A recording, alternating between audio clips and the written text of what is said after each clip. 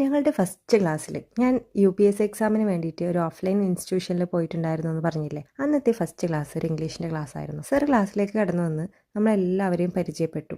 നമ്മളോട് പല വിശേഷങ്ങളും ചോദിക്കുന്നതിനിടയിൽ നമ്മളോട് ചോദിച്ചു, നിങ്ങൾ ഇതിന് മുമ്പ് ഏതെങ്കിലും PSC ലിസ്റ്റ് ഇട്ടിട്ടുണ്ടോ, അങ്ങനെ ആരെങ്കിലും ലിസ്റ്റിൽ വന്നവർ ഈ ക്ലാസ്സിലുണ്ടോ എന്ന് ചോദിച്ചു. മെജോറിറ്റി ആളുകളും ഫ്രഷേഴ്സ് ആയിരുന്നു. ഇതിൽ 1-2 പേരെങ്ങാണ്ട് കൈപൊക്കി. അതിൽ ഫ്രണ്ട് ബെഞ്ചിരിക്കുന്ന ഒരാൾ കൈപൊക്കിയ സമയത്ത് സർ അവരുടെ അടുത്ത് ചെന്നിട്ട് ചോദിച്ചു, നിങ്ങൾ ഏത് ലിസ്റ്റിലായിരുന്നു? അവർ LPയിലോ UPയിലോ അങ്ങനെ ഏതൊരു ലിസ്റ്റിലായിരുന്നു, കറക്റ്റ് എനിക്ക് ഓർമ്മയില്ല. സർ അവരോട് ചോദിച്ചു, മെയിൻ ലിസ്റ്റിലാണോ സപ്ലിമെന്ററിയിലാണോ? അവര് സപ്ലിമെന്ററിയിലാണെന്ന് മറുപടി പറഞ്ഞു. നിങ്ങൾ എന്തുകൊണ്ടാണ് സപ്ലിമെന്ററി ലിസ്റ്റിൽ വന്നത് എന്ന് ചോദിച്ചു. ഞാൻ മനസ്സിലാക്കിയത് സർ ആ ക്വസ്റ്റ്യൻ ചോദിക്കാനുള്ള കാരണം നമുക്ക് നമ്മളുടെ അന്നത്തെ മിസ്റ്റേക്കുകൾ മനസ്സിലാക്കിയിട്ട് തന്നെയാണോ ഇന്ന് ഇവിടെ വന്നിരിക്കുന്നത് എന്ന ഉദ്ദേശത്തിലായിരിക്കാം.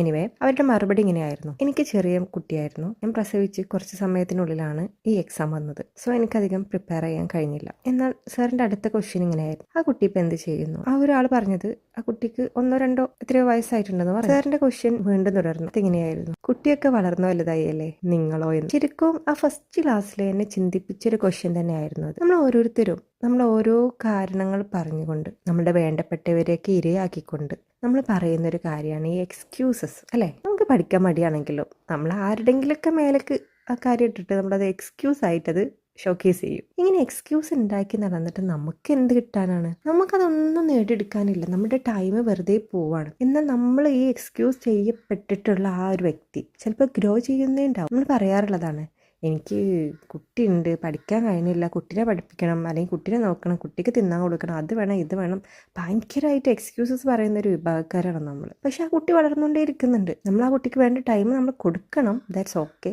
ബട്ട് നമ്മളതൊരു എക്സ്ക്യൂസ് ആയിട്ട് യൂസ് ചെയ്യരുത്. നമുക്ക് വേണ്ട ടൈം നമ്മൾ തന്നെ കണ്ടെത്തണം.